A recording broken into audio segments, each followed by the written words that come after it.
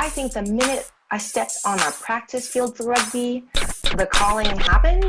An 8-year plan to be on the team, and I was in it within 2 years. Don't wait until you are a pro to be a pro, right? Like, I like doing something, stopping and learning from it. Like, it just looked like it was a heavy hit. To give up, it's not up. You know, that's the first time I played like professionally. I'm making rugby money. How can I make money outside of it? And there was two Scottish guys, and they said, "Oh, you're here for the movie." Rugby is a sport where that's often coupled with actually having a good time. He looked at me and he says, "You guys are off." Grow rugby, grow rugby, grow rugby, grow rugby, grow rugby, grow rugby.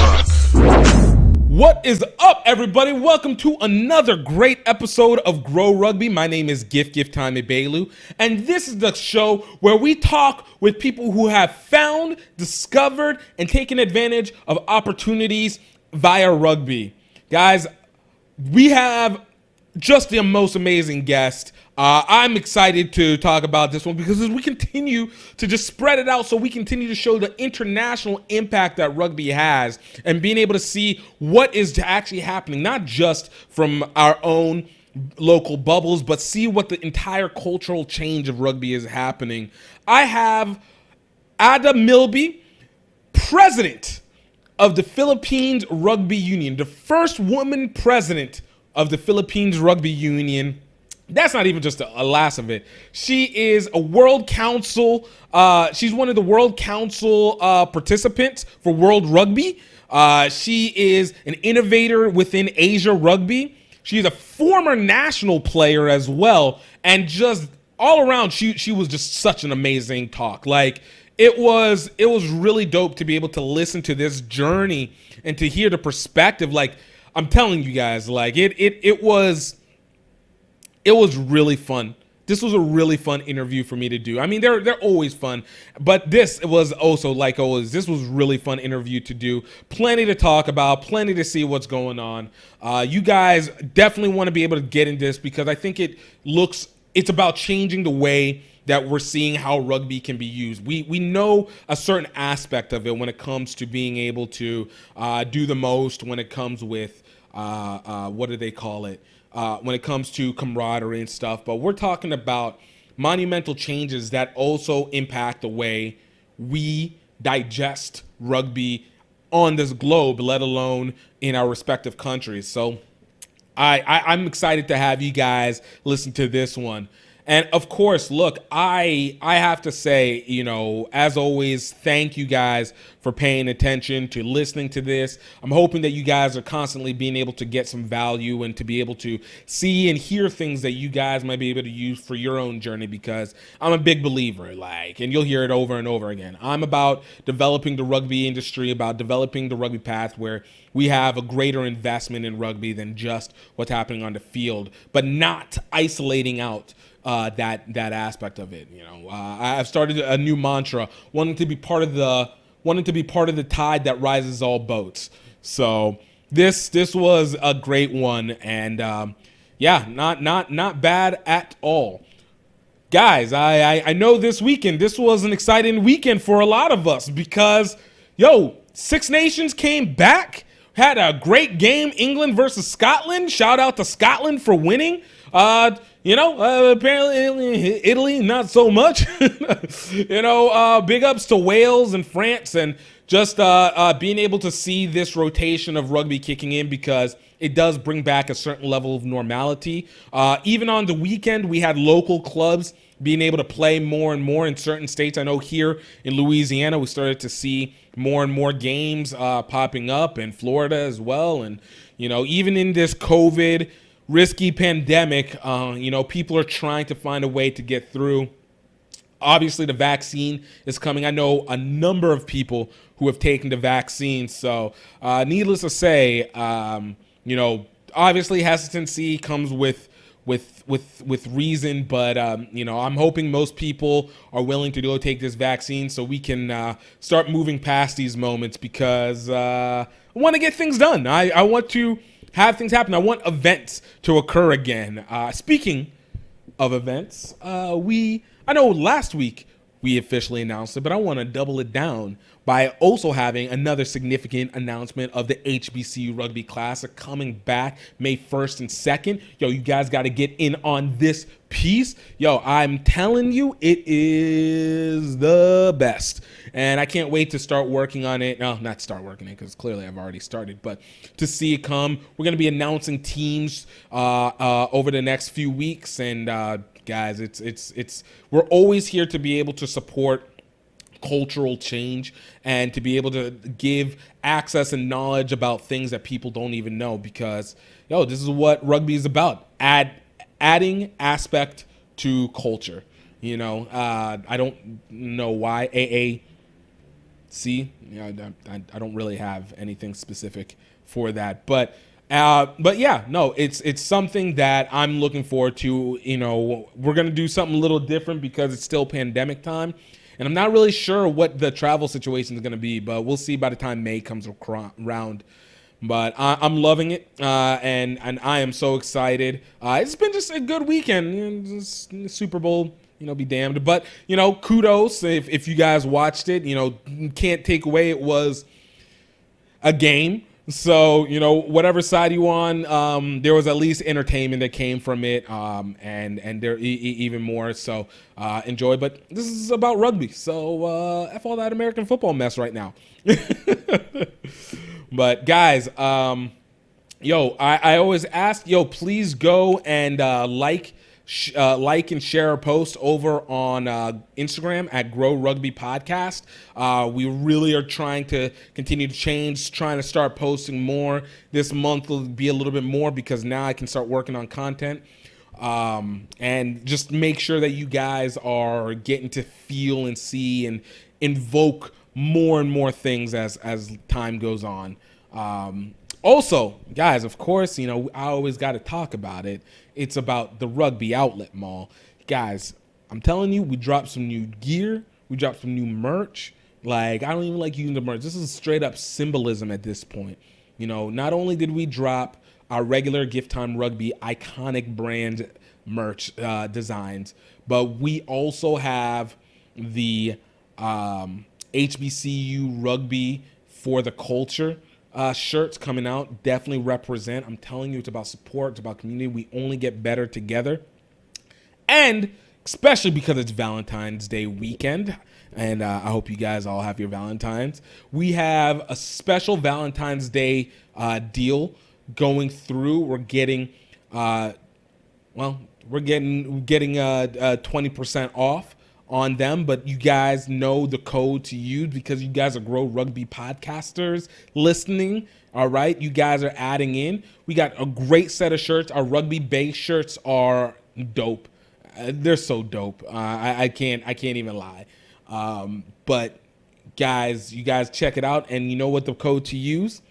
Grow Rugby, all one word, GREAUX Rugby, and you get 20% off all GiftTime Rugby Network and HBCU Rugby Classic merch. That's including our Valentine's Day special. And that's only for those who listen.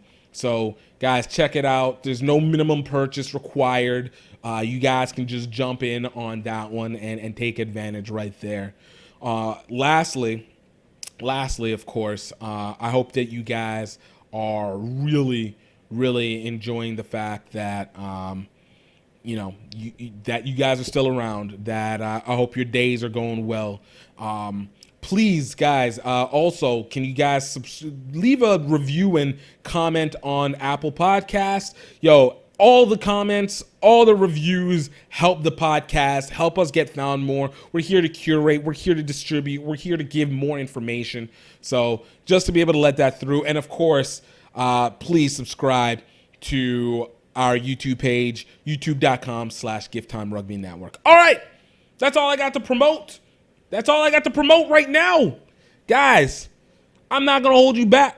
Without further ado, I hope you guys enjoy Adam Milby of the Philippines Rugby Union, President, World Rugby Rep,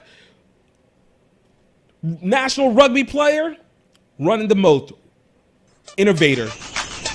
Check it out. Grow Rugby, Grow Rugby, Grow Rugby, Grow Rugby, Grow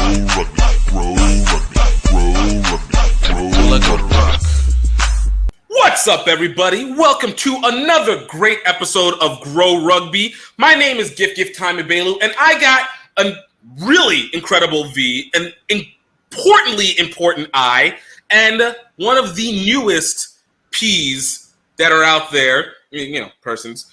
The new Philippines Rugby Union president, Philippines national team member, former football player in another life, and just a revolutionary in this industry, Ada Milby. Thank you so much for coming through. Gift, thanks for having me on the show. Really happy to be here. I have to admit, I think the first, whenever I got to hear about who you were was off of a World Rugby article. And it was actually just whenever you got newly elected as the president for the Philippines. And then I had a chance to now go like, okay, let's do the Google search and look more. And it's like, yo, you know how they always say, like, a celebrity never breaks out until like 10 years of work, but you think it's overnight, but it's like the time put in. I looked at yourself, I was like, yo, you have put in work. You are literally a revolutionary in this industry. And truly, I don't know an honor. if I go that far, but yeah, I mean, I've definitely been putting in the hard yards. That's, I'd say it probably started back in high school. Really, really pushing the boundaries and trying to push for sport for all, really. So yeah, definitely been putting in the hard yards. Ahead of your time. See, I like it. We're already on a good page here. I love knowing about where people usually come from, and obviously where you've gotten to this point speaks of volumes to what your process has been. If you don't mind, because I know you're originally from Ohio, so to go from Ohio to Philippines, I mean, I have to know. So kind of, as I always say, finding the people's superhero origin story. How did you get started with rugby? Well, it all started because I didn't think I'd make the volleyball team. Can see the switch there. It totally makes sense, It makes sense, right? Knocking people out. Hey, it all works. Yeah, exactly. So actually, my first sport's figure skating. I started off skating when I was a kid, and then I did that for really competitively for about 12 years. And then when I stopped skating, I knew I wanted to stay in sport. I knew I wanted to do different sport, but I wasn't quite sure what. And because I was competing at high level in ice skating, I was actually homeschooled. So when I stopped skating, I went back to the public high school situation, and I was like, oh, well, I don't really know what to go. So I went to one of the it was like summer camps, right? So I went to one of the volleyball practices, and I was like, these girls are super tall, and clearly they've been doing this for like a long, long time. Like they've been putting in their 10 years. And I don't really know. I can't even like peg the moment when I was like, I think this is a good idea. Let me go out for American football. I think it was more like basically because like football, it's like culture, right? It's culture. Right. So it's like, I think growing up in backyard ball, right? I mean, just going out and running around with the boys and stuff. It was something I did like my whole youth anyways. And so I just kind of thought, well, why not? Then I kind of went out and unfortunately was not one of my most favorite experiences, like high school boys, late 90s, everyone. I mean, I've heard it all. I mean, I've heard some guys on my own team saying like, "You ready to get manhandled today?" Bruh. And like, I mean, you know what's funny? It hurt me. It's funny because you still have that now. You have like the situation, Sarah Fuller, Vanderbilt. I guess first woman kicker in D1, kicked just a few times this past year. Still, almost like the world ended by the mere fact that she existed on the field. Let alone, so like the mere fact that it's just like still from the 90s to 2021, still the same nonsense. Still in that arena. Yeah, but it's just I mean I think especially in football, there's just too much. Like there's so much tradition built in, like gendering the sport, right? It's like football's for the boys, and now basketball I think is a great example. It has really gone like non-gendered, like it's really like a lot more television for men's basketball, women's basketball. I think it's awesome. But football, we've struggled to crack that culture there, right? It's like, oh, it's really the man's sport and blah, blah, blah. But I think that, with Vanderbilt being, one of the kickers now, it's one of those things like that's high profile, right? I mean, I'm just like small town, little 10,000 population city when I was growing up. So it was huge news at the time, but nobody else heard about it. It didn't make any kind of national or international news. Right. But someone like that, now that it's like, huge news, more girls are going to be like, oh, she's done it. Now I can try that too. And it's like, it's really about just raising the profile and like being in a space that's like, okay, I've seen one person. Sometimes it just takes one person and then the next person and the next person. And more news outlets are going to start picking up these stories. And I think really encouraging more girls in that space. And to the point, I mean, changing culture takes time. And it will just take time. But anyway, so yeah, like that was basically my origin. Got into football, played one season, have some hilarious stories for another time to tell. We're gonna come back on that one. We want to make sure we have something for next time. I want to make sure I can get you again. That's right. But anyway, so then I just did that one season. But I really enjoyed I loved it. I mean, like there's nothing like getting hit for the first time or making your first hit for the first time, and you're like, this is amazing. Right. Like it's the first anticipated worry of like the pain, and then once you realize, yo, this isn't that bad, you're just like, oh, I gotta do this again. Let's go. Yeah, exactly. 100%. So that's basically what happened. And then when I got to college, I was just around in the oval, and some girls were like, hey, you want to come try rugby? I was like, what in the heck is this sport? And they're like, it's football without pads. And I was like, sign me up. So I just super fell in love with it. Yeah, just super fell in love with it. The culture, like that team, the family, like literally putting your body on the line for your teammate. Like, it was just a completely different feeling from doing individual sports like ice skating, which is challenging on a different level. But there's just something really specific about team sports, and for me, rugby personally, that just really hooked me. See, I can get that. And, I have several friends that moved from individual even to rugby. But for you, obviously, whenever you started rugby, this was in early mid-2000s, correct? 2001, yeah. 2000. So you're talking about it actually feels like a different era. It not even feels like it's a different era of rugby, let alone for women. So entering into that in 2001, what was the environment like for you? Because I know you went to Devry University, correct? That's in Ohio? Well, I went to where I was introduced to rugby was at Wright State University in Ohio. Yeah. Okay, so we're talking about in still small. I consider Ohio to be a southern state that happens to be in the Midwest. So the constitutions are very familiar to me, but in that time, you're talking about women's rugby in a small town, small school, in a small area. What was that environment like for you in being able to develop the rugby there? Yeah, I mean, I didn't know what I was getting myself into at the time. I just wanted to play some ball. But I didn't play on a varsity team. It was just the college club social, right? I mean, but it was just really a great time, and it was really amateur. Nobody was thinking about, I'm going to use this as my pathway to get on the Eagles or something like that. It was just like everybody just went out and had a good time, smash it up, have some drinks after, and that's what it was. It was like the college experience. So it was a very different era, because I think USA Rugby, despite some of the challenges of recent, have done a really great job of building up their women's program, their men's program. There's very clear pathways. I think that, the camps that they've set up all over the country are really, really a step in the right direction. They've got the support of the National Olympic Committee, especially now that it's in the Olympics again. So I think that, pathway-wise, USA Rugby is really on the right track as far as becoming a global contender for both men's and women's. No, I agree. And I think we especially once it got to the Olympics and you're able to attach with like Chula Vista and stuff like that, you were able to see it, and you're starting to see the talent pool, which is kind of why I love the dichotomy of where it started to where it is now. Because I know I've talked with other women who were on that starting in 98, 97, 2001, 2002, 2003.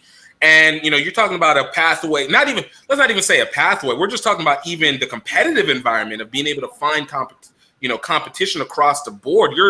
We're talking about 10 years off from when the USA women had just won a championship. So it's still early, and even rugby is still early. So when you guys were playing, was there a bunch of teams that you guys were able to compete against in that area, or did you guys have to travel a lot to find competition? What was that? We really only had to travel. I think the maximum that I ever traveled to one game was maybe 2 hours. I was actually pretty pleased with the number of comps that we had. The one game that we did play, we played like a friendly against the University of Dayton, which at the time they were a Div 1, like they were like top nation, you know, top in the nation kind of school competitively. And man, we got our asses handed to us, but it was so much fun. And we were like a social rugby club, and they were like Div 1, right? We were just like Div 3 school. So, you know, but it was so much fun. It was a good time. But yeah, I mean, in general, it was just basically any place we could get a game. We were just willing to travel and go. And there was no like a official league, as it were. It was just kind of like what schools in Ohio are willing to play. Let's set up a game and go there and play. That's so dope. I'm not even going to lie. Like even playing club down here in Louisiana, I think still my closest game might have been an hour, which was to New Orleans. And then basically every other game was around with 3 to 8 hours, depending on where it is. This is just between now 10 years, this is 5-10 years ago, just alone. So the idea of being able to be like, yo, 2 hours is my furthest, that's normal. I'm like, I don't know how you guys did it. This is nuts. I might have to take away the Southern label that I had for Ohio.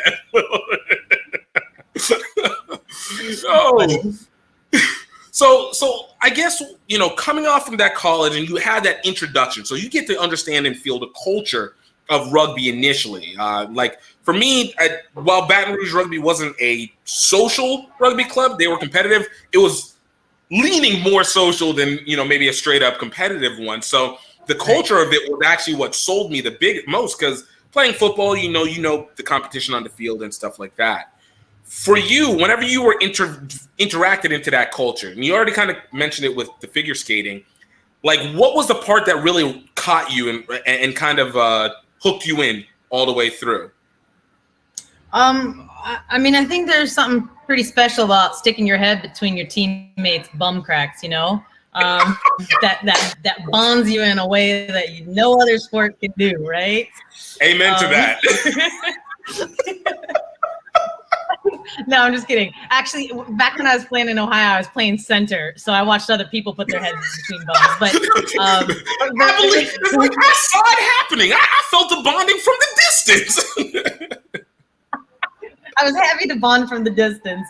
No, but I think for me, it was really just about like recognizing that there's like some sort of, it's like an unspoken bond, right? It's like, you know, that you're putting out your best, and you know that your teammates putting out their best, and it's just like nobody's slacking. And I think for me it was like I'm really motivated, I guess, by that. Like, am I allowed to curse?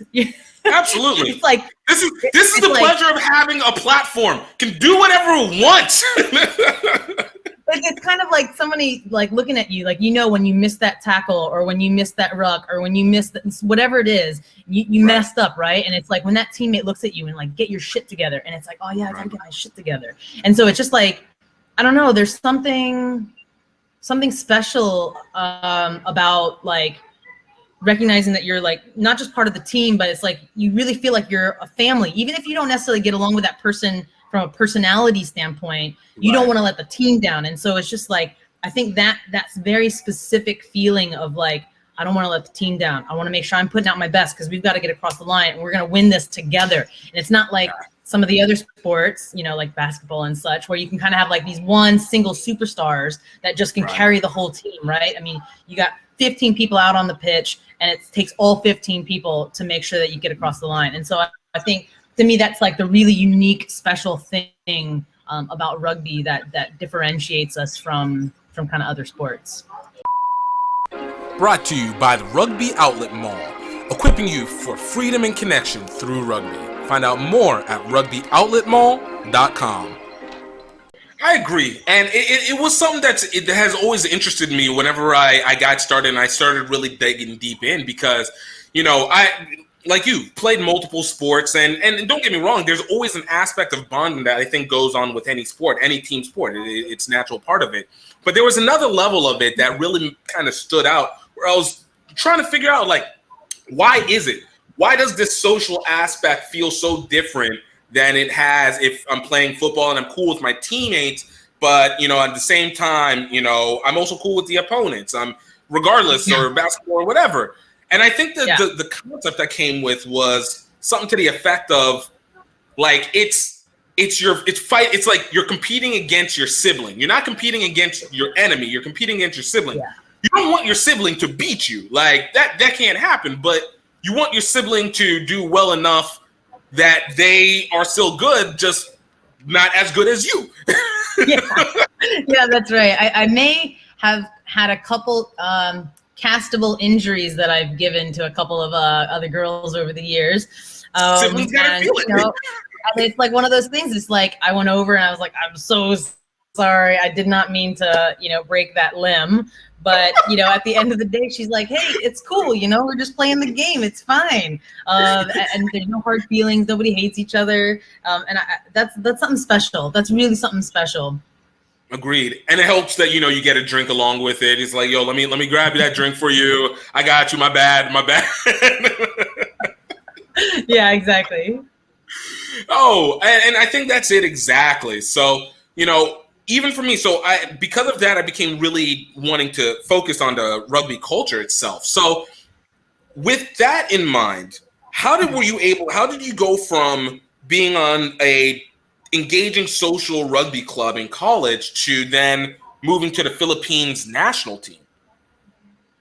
Well, I'm half Filipino, so that's part of it. So basically, after I did 1 year at Wright State, and then I joined the military. So I did about 9 years, and then I essentially during that whole time I didn't play. I didn't play rugby at all the whole time. Various deployments, and kind of being stationed, too busy, had one kid, all that kind of stuff. So kind of did that pathway for a while, and then when I got out of the military, I was thinking, what's next? What do I want to do now? And I thought kind of take a bit of a sabbatical year. My brother was already living here. So nice. I'll come and take a year vacation in the Philippines and just figure it out as I go along. And then it just so happened that Philippines Rugby had started up the women's team the year before I moved out here. And I remember thinking, like, before my first practice, because I was like out of shape. I was like super out of shape. Hadn't played in 10 years, had a baby about a year before, 18 months before, something like that. And I was just thinking to myself, I'm gonna really bite the dust here. I'm gonna be sucking wind, all that negative talk. And I remember like reaching out, like, hey, they're like, yeah, come out and train with us. I was like, yeah, maybe I'll just come watch. I'll just check it out, because I'm like really like elite background of sports, right? And I'm like at that time I was like the heaviest that I'd ever been, all this kind of stuff. So I was like, I'll just come out and watch. And then I came out and they're like, no, just put on some boots, just have a run around, blah, blah, blah. And, of course, it's like once you step on the field and you get the ball in hand, you just remember how much you love it and how much you miss it. And that's, I think, coming, like, we could talk about COVID some other time, but like I think that's one of the things that I miss so much, just having that ball in hand, running around the pitch, just passing to my mates. But yeah, so from that first session, that was March. So 3 months later, I was the captain for the national women's team. Wow. And so it was may as well speed through. If it's meant to happen, it's gonna happen. Always been a bit of a fast tracker. So so it's just kind of like that was the first step, and then I think for me there was a lot of culture shock coming from the States and coming to the Philippines and recognizing like, wow, I was really ungrateful for the resources that we have and the fields that we have and, all that sort of background and everything that we've got. So I just kind of thought to myself, I think I can do something to help here. I really, I've got this thing inside me that's like, I want to help. How can I help improve the program? How can I help make it better? And yeah, and that's really kind of just started the whole journey. I mean, I was only planning on being here for a year, and now I've been here about 9 years. So it's just kind of like one thing, and it's all been driven by rugby the whole step of the way. It's always like, how can I do more? What can I do? How can I step up? How can I, do more to serve? And that's really been my whole story, really. I like that because it kind of brings up several points, especially in the factor of cultural enhancement. I guess maybe it might be the word to utilize, because for you, let me ask before this. Had you gone to the Philippines prior to you moving there after the military? No, I mean, just family vacations and stuff over the years as a kid, just like 2 weeks here, 2 weeks there. And I had never stayed any amount of substantial time here. So it sounds like and I've had this issue. So my family's originally from Nigeria. So there's always been this draw of like, you always appreciate being in the States and what it has and yada, yada. But there's always this little bit of an instance of understanding the family that's overseas, the family of where the proverbial homeland would be. Yeah. And I think it's interesting being able to utilize rugby because it does create this bonding effect where now it's like finding and understanding the culture to its depth while simultaneously being able to utilize the social dynamics of the sport that already exists, kind of giving you a foundation on it.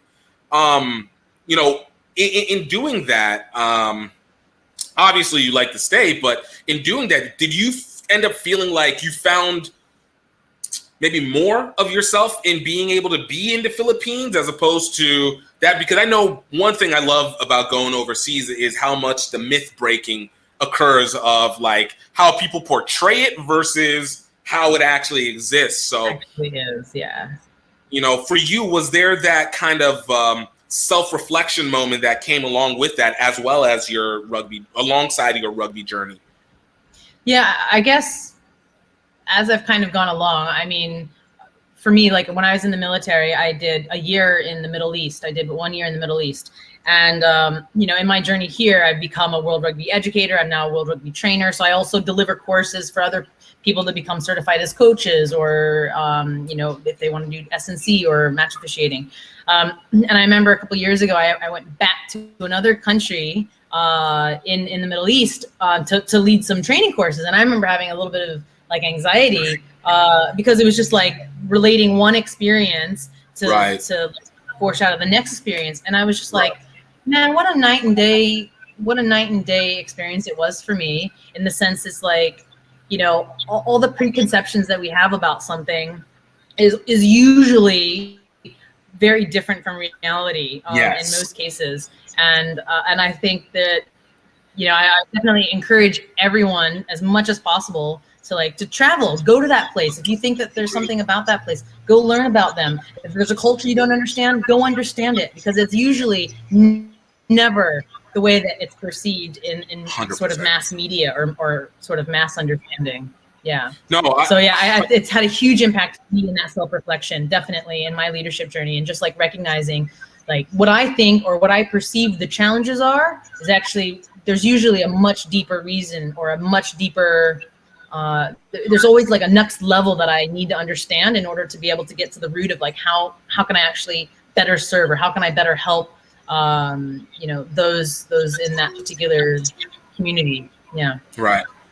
No, I love that. I always reflect back, and this is when I first started going to Asia to play rugby, because my team is now from Tokyo and they took me on these journeys. I've been meaning to go to Manila 10s forever. It just always happens to be in April.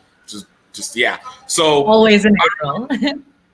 I remember the first time I went to Vietnam, and I remember prior to going there, I didn't know much. Like, about Vietnam because Vietnam War. And so as a result, my head was, it's still recovering from Vietnam War. Like, you don't hear anything. It's just that. And so my brother had told me some stuff about it, but he hadn't gone there. He was like, he had heard that it was now a vacation spot for a lot of people. And I was like, wait, seriously? And then I went, and I was just like, we really need to start talking about this, because this place is amazing. And it is not war torn like I thought it was, because nobody had explained anything. But had it not been, and to be honest with you, there would have been no incentive had it not been for rugby and going to Saigon 10s. And so it was just like, yo, like, we not only is this place amazing, more people need to come out to this, just in the tournament, let alone to enjoy the culture. And again, for me, I'll make this claim: I've never been in a place that's so safe in my life, ever. Right. Like, I mean, Vietnam is one of the more technologically advanced countries in Southeast Asia as well. Like, as far as the stuff that's going out, the progression of economy, they're really up and coming. Just a lot of people don't really know about it, especially in states and stuff. Exactly. Actually, they have the Hanoi 10s coming up this weekend. I think they've got the Hanoi 10s coming up. They always do it in this springtime moment where it's just like, no. Do more summer. Be in the fall. Be in the fall. Like, why? Like, because in Southeast Asia, the fall in the state is basically typhoon season in Southeast Asia. So most of our tournaments happen, in the U.S.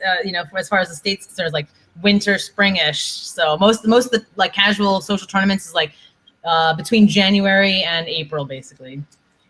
And which has all been the time. It was Bangkok 10s that was in February. It's been talked about Manila 10s in April. And I think because Saigon 10s happened to be in September, it happened to work out. And then whatever in Japan always is there. So yeah, it's always in this little crux time. So one way or another, I have to make my way out there because definitely. So all right, so kind of getting back, because I could go on a tangent about how much I love Southeast Asia. It's home. Well, So I love Louisiana, so we can do a swap house situation one time. Switch it out, yeah, we'll just swap houses. Let's go. So you now got into and became a component of Philippines Rugby. You took on the national team. For you, because this is basically meaning now you're part of this development of this squad that has been going. And for what it's worth, from what I've understood, Philippines Rugby has developed significantly over the last 10 years, at least definitely from the men's side I knew. And from what I've seen from Bangkok 10s and then subsequently from literally the Bangkok 10s and Saigon 10s, the women's side has slowly been increasing itself over this last 5 years. So for you, like, now that you've gone from amateur social to kind of steady to developing, and then now you're really in the crux of developing it, like educating it. What has that path been like for you in being able to see it and literally building this thing almost from ground up? I think like it's like one of those things, like when you first get like your first leadership position and you're like, yeah, I'm the boss. Yeah. What up? And you just think that you know everything, right? But really, like, actually all you can see is like right here. Like, this is all you can actually see. And then, you spend a couple of years and then you're like, oh, I can see a little bit more. And then you come more, like, oh dang, I can see a little bit more. Until then you realize one day, like, I didn't know anything back then. I just thought I knew. Yes. Yeah, so that's basically been my leadership journey, or that's been my journey throughout this whole thing, is like, being able to see a little bit more of the bigger picture, and then having these experiences. And that's why I think traveling with rugby is such a wonderful experience, because then you get to really capture different perspectives or different stories, or different ways of looking at things, or different ideas about how the rugby should be developed. I mean, how we develop rugby in the US is maybe different from how we would develop rugby in Southeast Asia, and is different from how we would develop it in Africa. And I think, but there are some common themes, right? And it's about like having all these conversations, having all these experiences, taking away the things that you think are applicable for your context, and then kind of shutting the rest, right? And I think that's what's probably gonna serve the Philippines best is for me, being in the position that I'm in now, is recognizing, like, okay, I've had all these experiences at World Rugby, Asia Rugby. I've even been to Botswana. I've traveled a lot of different places, and just recognizing the commonalities that I think that we can address that would help everybody. And then recognizing that there are some specific things that are contextual only in the Philippines. Like, for instance, rugby in the Philippines right now is known as a solvent. It's a sniffing solvent that kids do to get high. Oh, wow. That doesn't exist anywhere else that's in not the good for world. me. When you go out on the streets and you tell kids, hey, do you want to do rugby? They think you want to go get high. And so we've got that sort of additional barrier that we've got to overcome, a cultural context that we've got to overcome. But it's also a really cool thing because it opens up some ideas around, like, okay, maybe we can team up with the Department of Health, or maybe we can team up with the schools to make it an anti-drug campaign. And that's something that we wouldn't otherwise maybe had exposure to. So I think it's really just about, like, doing the hard yards, as we were talking about earlier. It's just like really about plugging away. I used to hate when I was younger. I used to hate when the old people would tell me, like, you just gotta wait your time. You gotta make sure you got your experience and blah, blah, blah. But there is some validity to it. I think, I think it's really important to continue having, like, the vitality of like being young and having these great ideas, but, like, there's also something to be said about just, like, plugging away, because you think that there's going to be these quick fixes, like, oh, if I just do this one thing, I can, like, fix the whole problem. And it's like, actually, it's usually like 2 steps forward, 3 steps back, 4 steps forward, 5 steps back. And it's just like this progress of, there's never really a straight line. It's just really this winding road. As long as you're sort of eventually getting forward, just accept the fact that there's going to be setbacks and challenges along the way. No, I was talking with somebody and I told him this exactly. I was like, look, even whenever something seems simple, it's never easy. It's just, it's always this wild process regardless. And I love hearing that because, for me, when it comes to the positioning of rugby, I look at it from rugby as an industry versus just rugby as the game, but they play in the same way, especially in non-major rugby countries like the US and the Philippines and such, where it is, you're navigating this new pathway, especially now, you're navigating this new pathway and you're thinking, look, all it is A, B, C, D.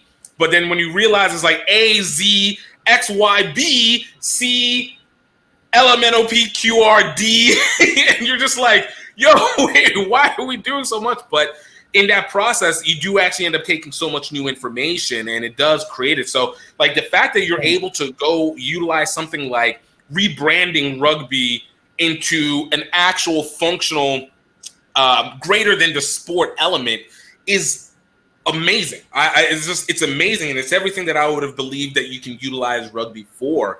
Even if it's small and nuanced, it's that resonating effect that goes, right?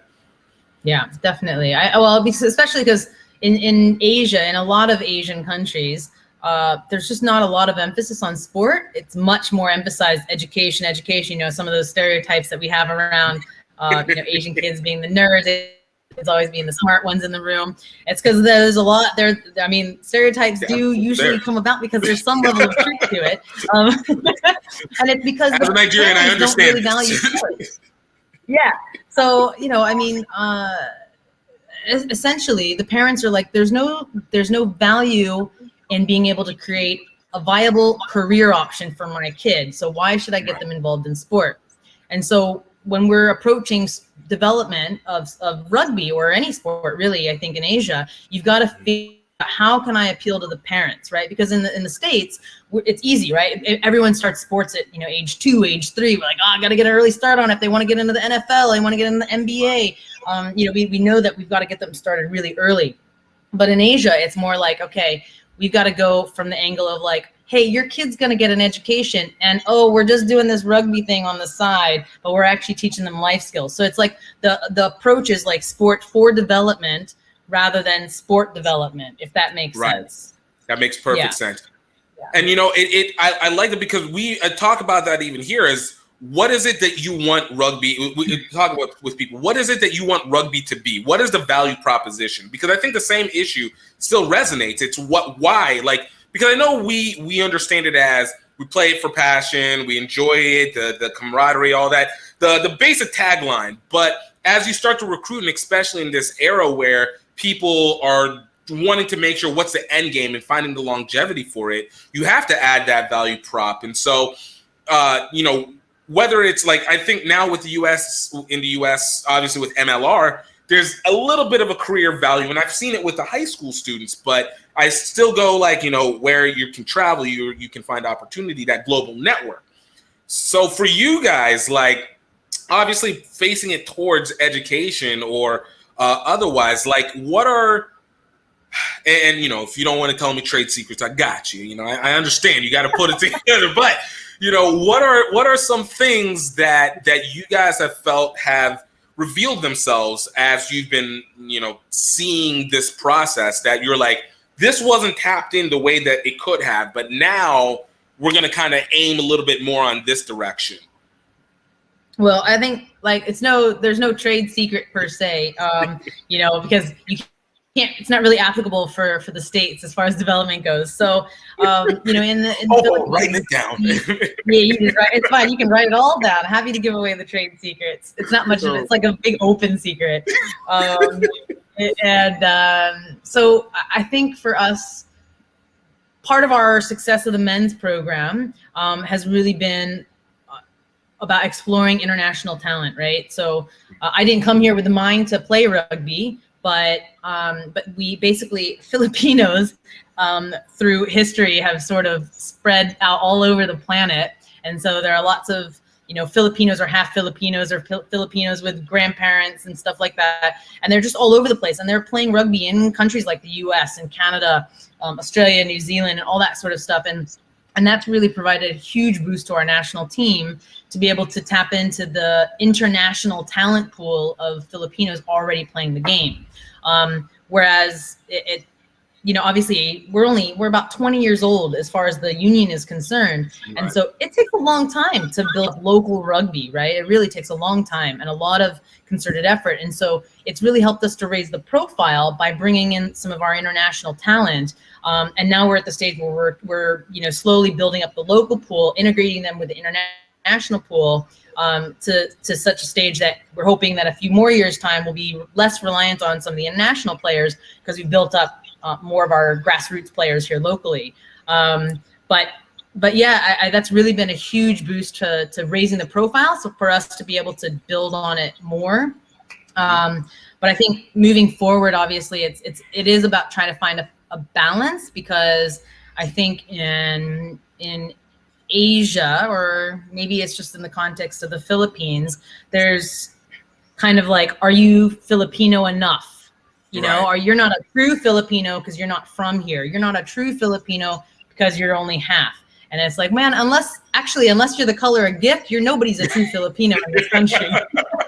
Because if you look at the real indigenous Filipinos, we look very Pacific. We're very, very dark. And so, you know, it's a strange cultural thing where, you know, people, I think where people can't separate or segregate based on race, they'll segregate based on social class, or they'll segregate based on percentage of pure blood, or whatever you want to look at. Man, I'm probably not going to get a lot of likes for this, but you know, I think like speak the truth. That's all you can do. Speak the truth. Being a representative of a country just means that you know, World Rugby laws say it well. It's that you've got a true connection to the country that you're representing, right? And so, you know, it doesn't matter if you're 50% blood or you're 75% blood or whatever, whether you were born here or your mother was born here, your grandparents were born here. You know, the point is that you have a true bond with the country that you're representing, and I think that's really a valid point for all of us. And you know, whether you're whatever your color, creed, religion, gender, all that kind of stuff. I mean, it's so true. And I think it's just about supporting and promoting the sport for the sport, right? Not based on percentage of blood or anything like that. So I guess that's a long-winded way of saying that, you know, for us, it's about finding a balance between getting the best that we have and building the best that we want between the two pools. No, I love that. I love that. And if you want to continue, keep doing those long-witted but very powerful. And I was like, yes, let's go, sister. Power to the people. That's what I'm talking about. You know, keep at it. I'm here for it.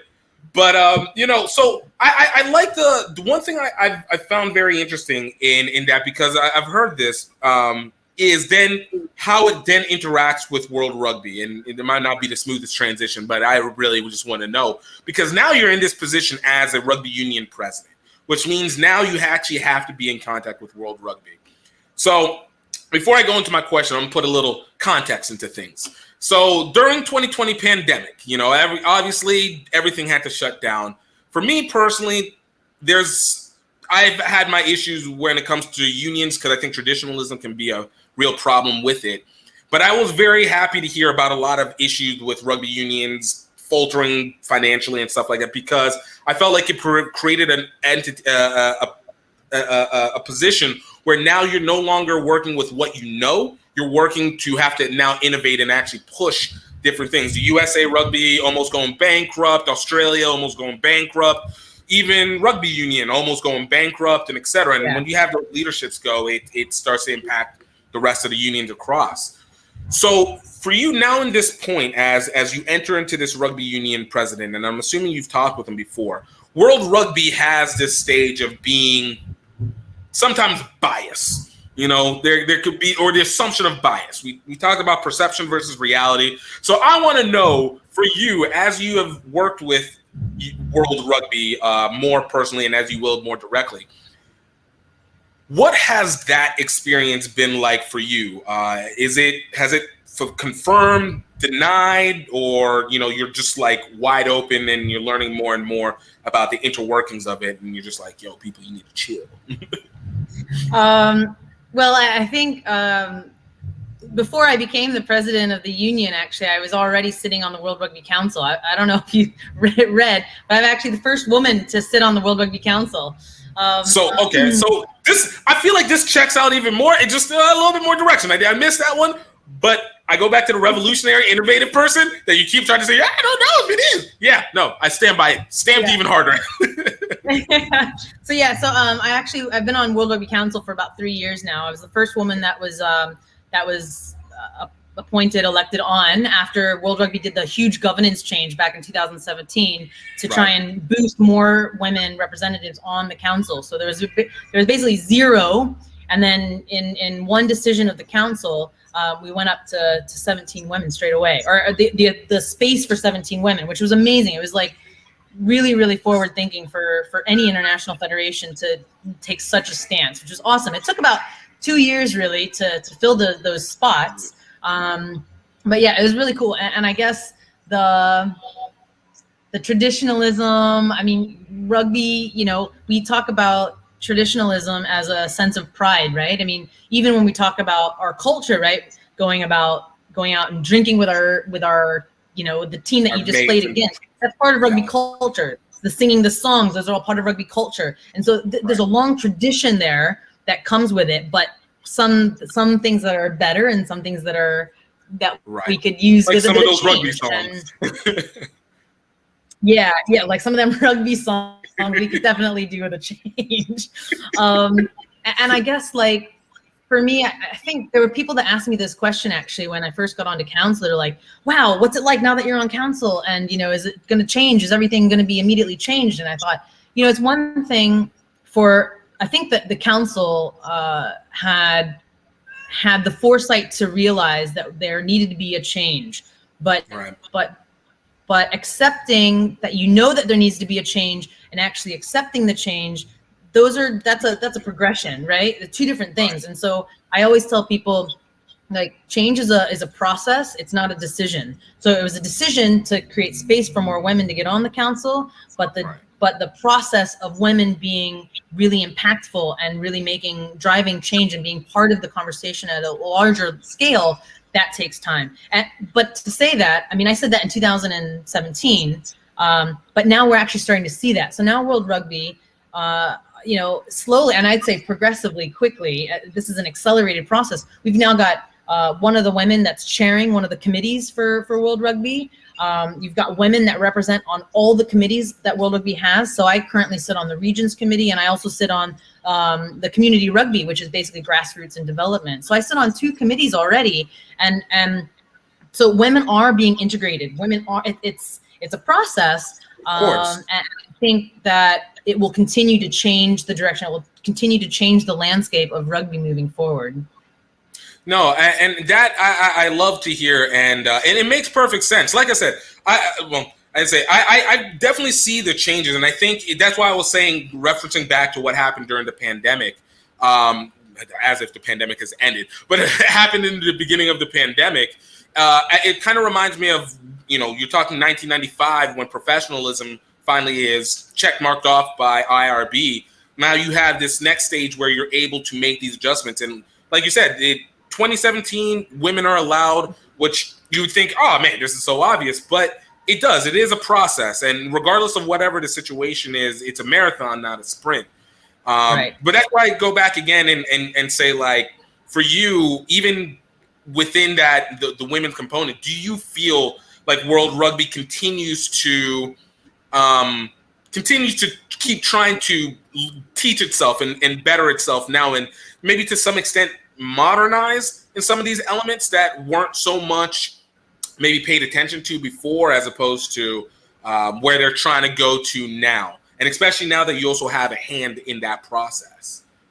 Yeah, I think I know it's crazy to think how social media can have such an impact, but I think that really, if you follow the trail of global conversations, that does have an impact. I mean, people think that their little tweet or their little, message that they put out, as conversations grow and the voices become louder and those voices have to be heard, it does have a big impact actually into the direction that most organizations are going. Unfortunately, as it is, like, even in the corporate world, right? The bigger the company, generally speaking, the longer it takes for those organizations to shift and move. They're not as agile. They're not as adept as like a startup, right? So, but I think recognizing that World Rugby is moving in the right direction, they do recognize that there are changes that need to happen. It's just because there are so many different perspectives, so many different opinions, so many different ideas about how they think. I mean, nobody's in rugby because they have some grand personal agenda, I would hope, but everyone. There's always that one person. Always that one person. But I think everybody that's involved in rugby genuinely wants to see the best thing for rugby, or the best thing for their country, or the best thing for their community, right? But we all have different ideas on what that one best thing is, or what that top 10 best thing is, and so it's just trying to get everybody on the same page to find, okay, well, maybe you've got your top 10, I've got my top 10, but maybe we can find our 3 that kind of cross over and focus on that. Right. And I guess, when you've got so many different markets, you've got, especially at the World Rugby level, right? You've got emerging markets, you've got the traditional markets, you've got the absolutely nothing markets going on, and trying to serve the needs of the whole global rugby community can be quite challenging. But I think because of some of these global conversations that are happening, I mean, if you look at some of the smaller countries that previously wouldn't have had much of a voice, and I won't name any current news stories or anything, but there are lots of smaller countries that are actually having a much larger voice now because of the social media platform. And so, things that would normally be able to be ignored in previous days are no longer allowed to be ignored, and you've got to bring attention to it. So I think that having that pressure of the global conversation helps to drive that change. So kind of winding it down, I still got one or two more questions for you, if you can hold strong for me. Speaking of, and kind of speaking into global change, one of those came with the Women's Rugby World Cup, moving it from increasing the number of pool plays to 12 to 16, right? From its previous 12. Yeah, sorry. This is, but it's for me, it was one place where I was really actually happy, and this will go into what happens now moving forward with 2021 and what's going to go through. But it was one area that I was really happy to see, especially after the result of the 2017 Women's Rugby World Cup, because that one was just amazing, especially coming off the back of the Olympics, even prior to that, where I think the world finally, ironically, but finally was able to see women's rugby in the pure artistry that it is, and not as tried to explain almost like a sideshow that is meant to appease, you know. And so, you know, you got the numbers from that 2017 and it built into this 2021, and we didn't even have to see the 2021 yet to be able to get the expansion.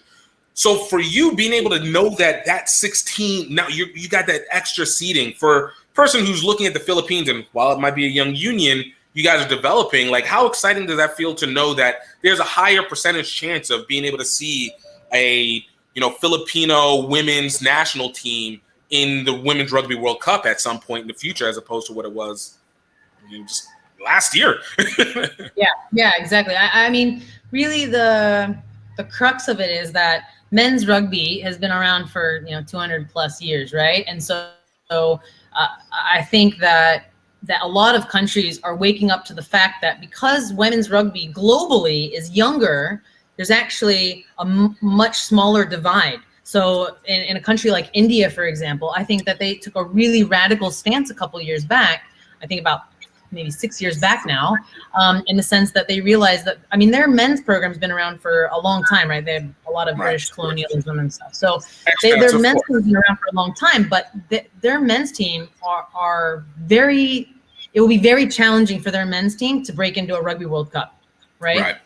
But their women's program, which is also quite young, but one of the stronger programs in the area, because in the region, because they've put an emphasis saying, actually, our women's team have a much better chance of getting into a Rugby World Cup than our men's program.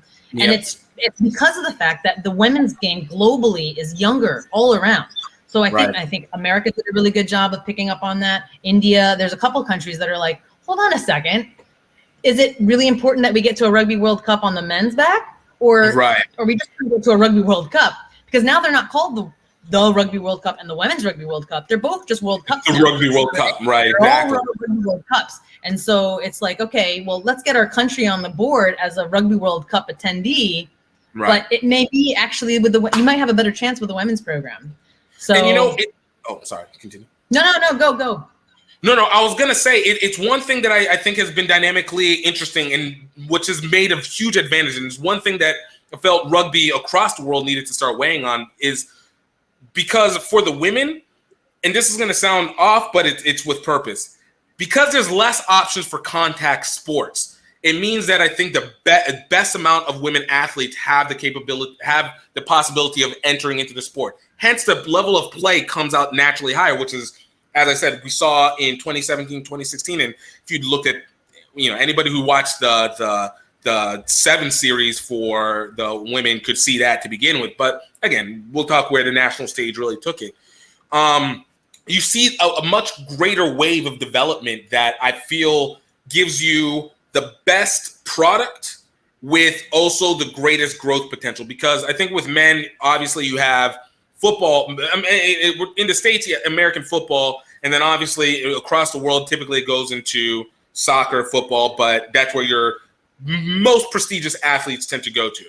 Whereas in rugby, while you're fighting in a lot of countries, it seems like stigma. Once you get past the stigma, now you just get athletes. And once you now get athletes, now it's like, you can do handball, you can do cricket like India, or you can now go into a domination sport like rugby, or you could do fight sports like MMA, but let's go rugby.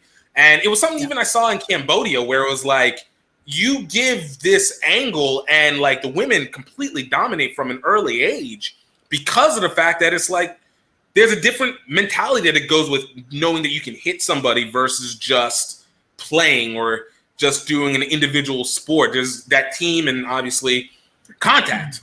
Contact breeds a lot of confidence and culture change there.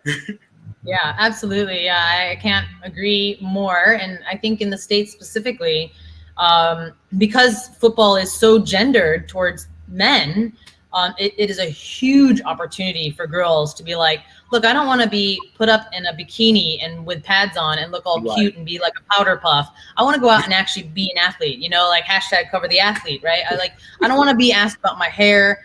My hair's going to look like crap, right? I'm going to go out, I'm going to hit hard, and I'm going to love it.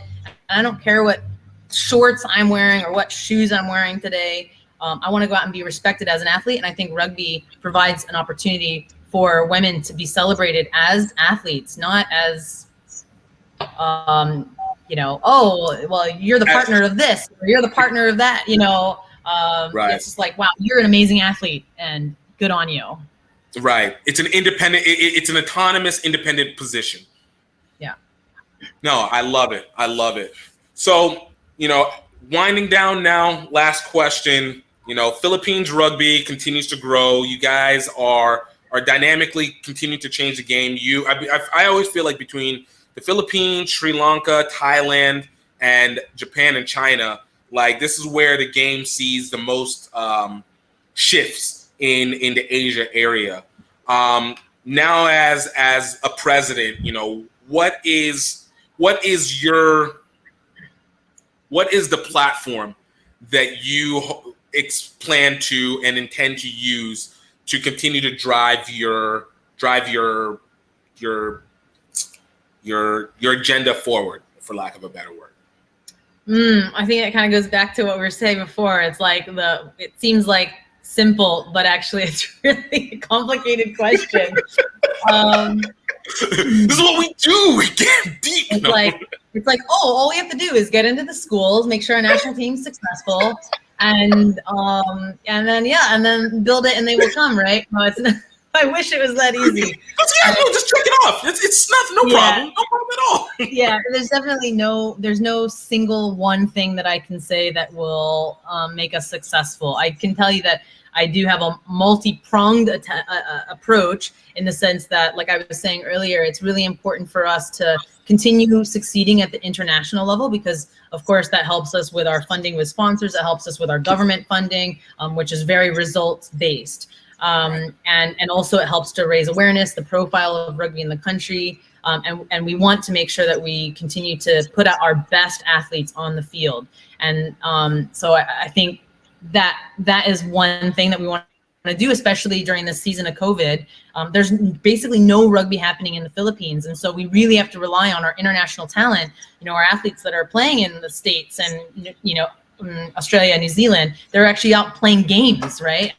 And we can't compete with that at the moment. And so I think basically in the next couple of years, we're probably going to need to rely a lot on that international talent pool. But my top priority locally is to just get rugby back on the pitch, you know, get to a stage where we can just pass the ball around, have some basic conditioning, make sure that we're taking care of the welfare of the athlete. Because even when we do get to come back on the pitch, you know, we haven't done contact in over a year now. We've got to make sure we've got to do it in a safe way with a proper preseason before people get into contact, so that people aren't having concussions and breaking bones left and right and all that kind of stuff. So really making sure that player welfare is at the forefront of our minds. And then from that space, really just trying to continue building the whole scene through our partnerships with the communities, with the schools, using sport for development approaches. And, you know, one of my big hopes for this year, well, maybe not this year, but one of my big hopes for the next couple of years is to try and get into, you know, our equivalent of the NCAA, because that kind of stuff is televised here. I recognize it. It's a great entryway for us to truly build the awareness and build the profile of rugby, and recognize and promote to Filipinos like, hey, this is a sport that we can play. I don't know why we're playing basketball. We're a small country, right? We're never going to be that competitive.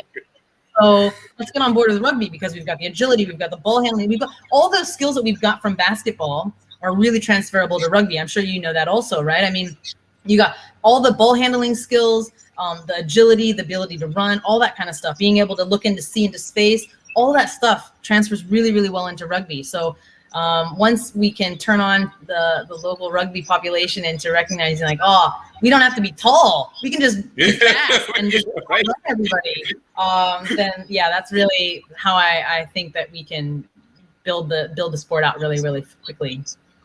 I love it. I absolutely love it. Ada, thank you so much. And, for the sake of, any Filipino players who might hear this and, interested, what's the best way to, either get in contact with you or who to contact? What's the best way to be able to participate, I guess? Well, I mean, obviously, just check us out on all of our social media pages, Instagram, Philippines.rugby, or our Facebook page, which is, I think, it's a really long one. I think it's called Philippines Rugby Team / Philippine Volcanoes, which is our national rugby team. But really, just have a look out. We're always looking for international talent. So if you, especially in the States, actually, I think the States is one of our most untapped markets for Philippine talent. I heard the other day that Tagalog, which is the national language of the Philippines, like the 4th most spoken language or something in the States. And so I know that there are heaps of Filipinos out there. So Filipinos, call it out, shout out. Find us on our social media pages, reach out to us, send us your demos. We want to hear from you. We definitely are always looking for more international talent to add to our training pool. Yo, I love it. Ada, thank you so Thank you so much. Oh, I love it. I feel like I'm at home. I told you this was going to be a discussion from the beginning. That solidified it. That's where we go. That's it. Didn't give the brief. I didn't give the brief before we started.